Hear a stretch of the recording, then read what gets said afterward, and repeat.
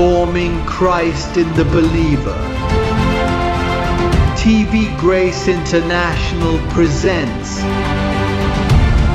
the ineffable words of God, the gospel of grace,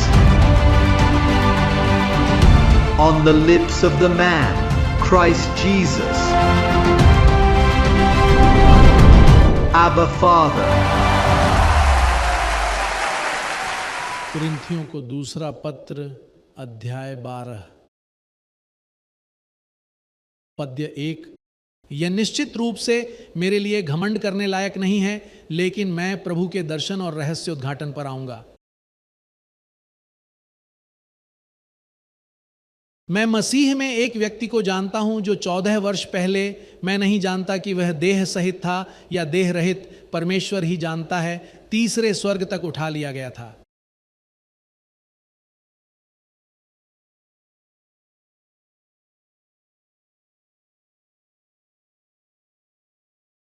और मैं ऐसे एक मनुष्य को जानता हूं, न जाने देह सहित या बिन देह, परमेश्वर जानता है, कि वह स्वर्गलोक पर उठा लिया गया। अतः तीसरा स्वर्ग और जन्नत एक ही चीज है। जहां उसने अवर्णनीय शब्द सुने, यही आज का विषय है, अकथनीय शब्द। मनुष्य को इसे व्यक्त करने की शक्ति नहीं दी गई है। अरे 2000 साल से इन्हें व्यक्त करना मनुष्य को नहीं दिया गया है। खैर, मनुष्य को अभिव्यक्ति करने की शक्ति नहीं दी गई है। वह कहते हैं, मुझे नहीं पता कि उन्होंने मुझे शरीर से बाहर निकाला या नहीं, या शरीर में था, मुझे नहीं मालूम।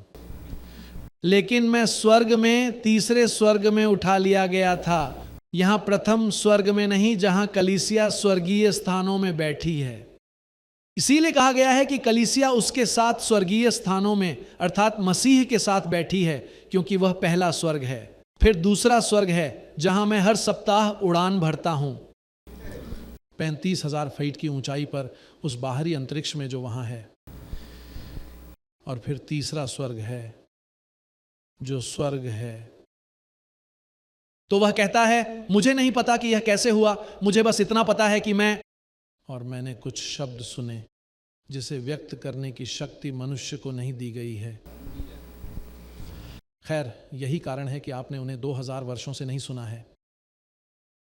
2000 वर्षों से तुमने वे शब्द नहीं सुने थे, क्योंकि उसने उन्हें कहा था, मनुष्य को उन्हें व्यक्त करने की शक्ति नहीं दी गई है।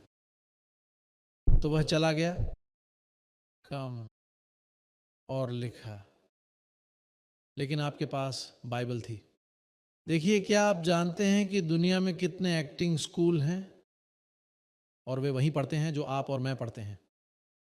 क्या होता है कि परमेश्वर ने एक पर्दा रखा था ताकि वे वह ना देखें जो तुमने देखा है, और फिर आप इसे पढ़ते हैं और देखते हैं, और फिर आप इसे पढ़ सकते हैं। मैंने इसे पहले ही पढ़ लिया था, और जो कुछ मैं आपको बता रहा हूं उसे छोड़ दिया।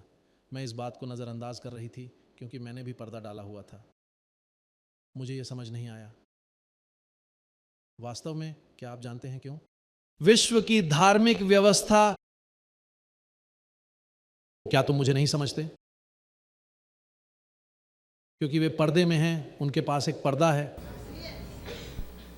अब भी देखो, वे अकथनीय शब्द जो नहीं दिए गए हैं, आदमी व्यक्त समझ,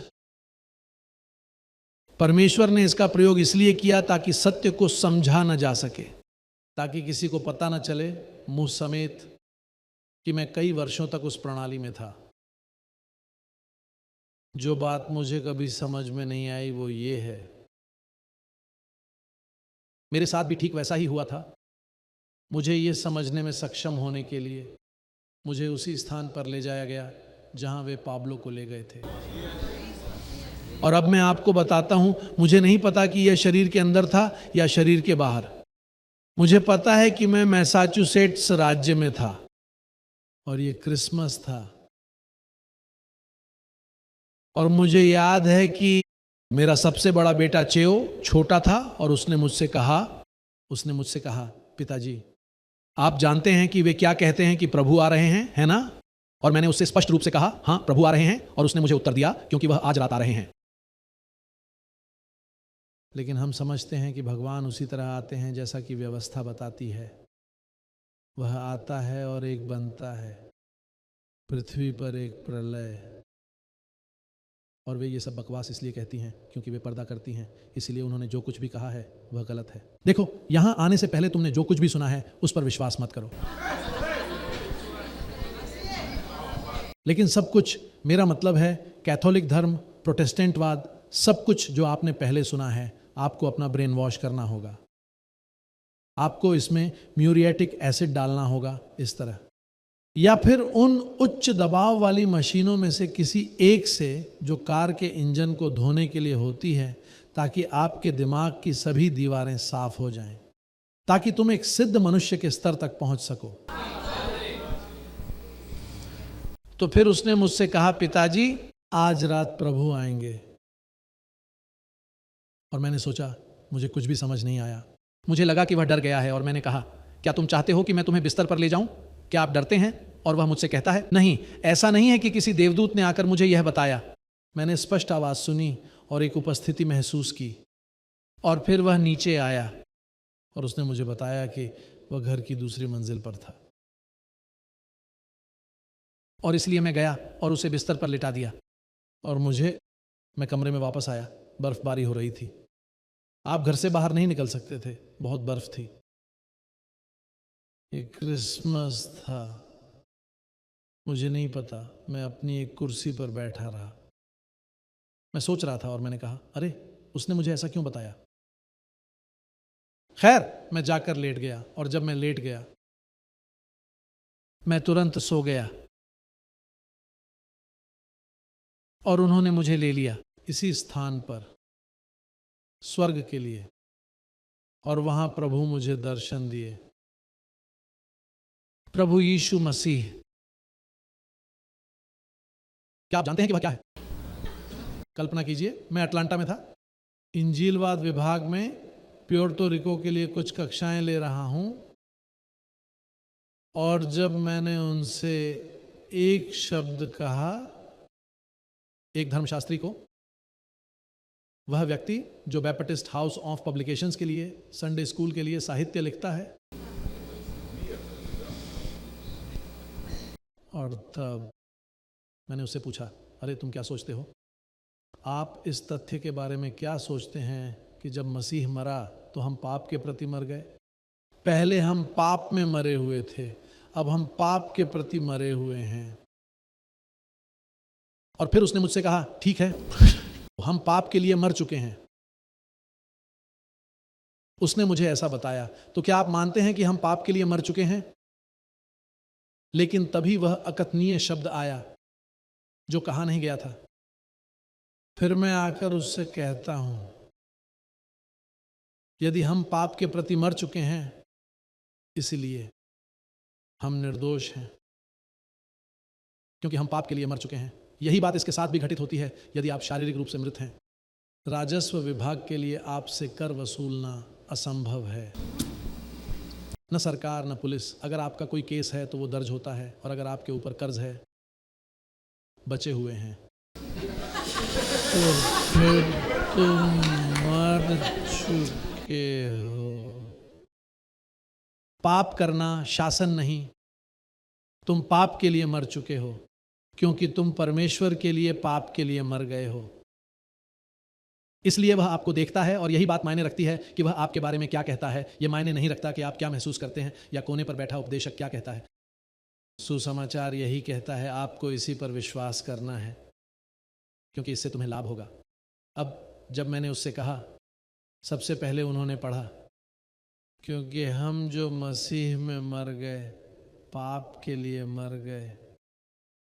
और फिर वह व्याख्या आती है जो उन्होंने मुझे दी है कि ऐसा किसी के पास नहीं है 2000 वर्षों में, कोई नहीं।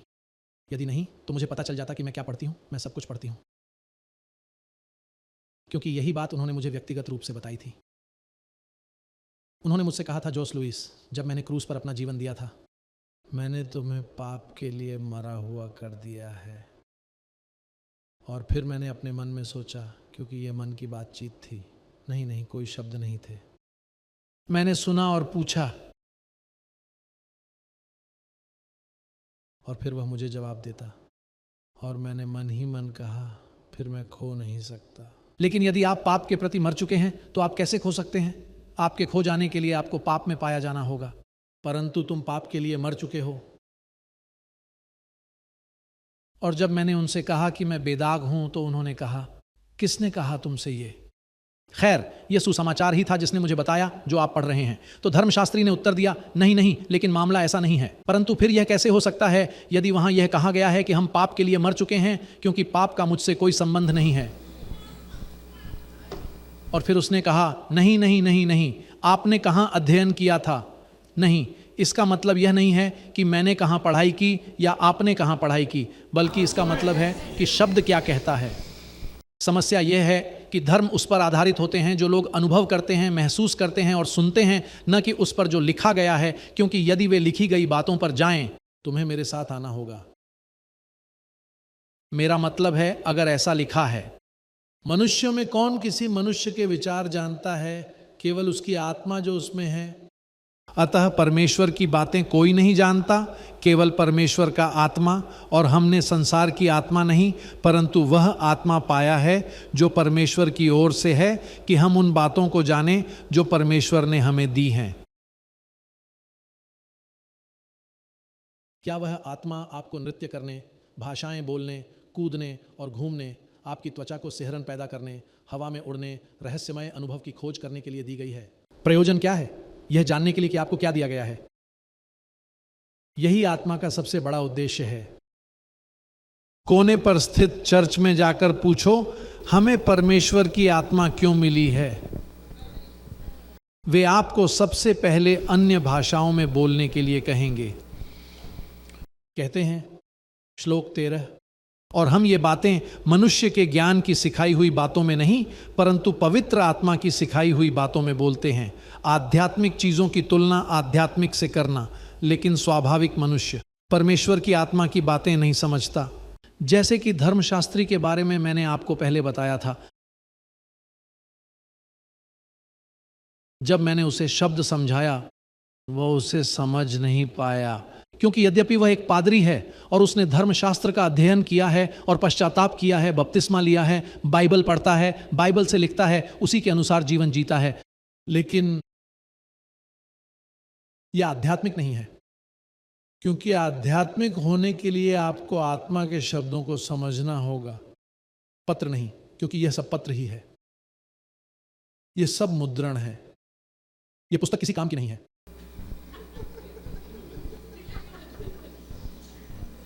यह पुस्तक अवर्णनीय शब्दों के बिना इसका कोई उपयोग नहीं है। अब अकथनीय शब्दों के साथ यह एक सौंदर्य है, यह है। अब यह एक अच्छी किताब है, लेकिन यदि नहीं, इससे आपको कोई मदद नहीं मिलने वाली है। वह कहता है, परंतु स्वाभाविक मनुष्य परमेश्वर के आत्मा की बातें ग्रहण नहीं करता, क्योंकि उसके लिए यह पागलपन है, इसलिए वे हमें पागल समझते हैं, और वह उन्हें समझ नहीं सकता, क्योंकि उन्हें आध्यात्मिक रूप से समझा जाना चाहिए, बजाय यहीं पर समस्या है। परंतु आत्मिक मनुष्य सब बातों का न्याय करता है, परंतु उसका न्याय किसी के द्वारा नहीं किया जाता। ऐसे लोग हैं जो मुझसे कहते हैं, हे प्रभु, बाइबल कहती है कि दूसरों का न्याय मत करो ताकि तुम पर भी न्याय न किया जाए।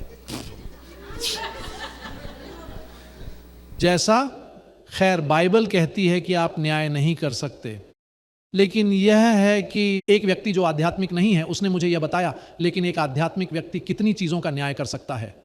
क्या आप यह नहीं देखते कि आध्यात्मिक व्यक्ति अच्छा निर्णय लेता है, प्रेम करने के लिए निर्णय लेता है, सांत्वना देने के लिए निर्णय लेता है, बचाव करने के लिए निर्णय लेता है, नेतृत्व करने के लिए निर्णय लेता है, उन्नति करने के लिए निर्णय लेता है। हम उस तरह से निर्णय नहीं ले रहे हैं जैसे लोग निर्णय लेते हैं जो ईर्ष्या से भरे होते हैं और हमेशा निर्णय लेते रहते हैं। नहीं, न्याय शब्द का अर्थ है स्पष्ट करना, विभाजित करना, मांस और आत्मा। इसीलिए हम हर चीज का मूल्यांकन करते हैं, और आप हर चीज का मूल्यांकन करते हैं। काम पर कोई व्यक्ति आपसे कुछ कहने आता है, यदि आप चुप रहते हैं तो तुरंत आत्मा आपसे कहती है सावधान रहो, अभी उत्तर मत दो, रुको, उसे बोलने दो, उसे चुप रहने दो। और ये एक तकनीकी बात है कि तुम शासन करो। क्या आप नहीं देखते कि आप आध्यात्मिक हैं? और यहां जो लिखा है वो देखिए, कहते हैं क्योंकि 16वां श्लोक, प्रभु का मन किसने जाना है, उसे निर्देश कौन देगा। हमारे पास और भी बहुत कुछ है।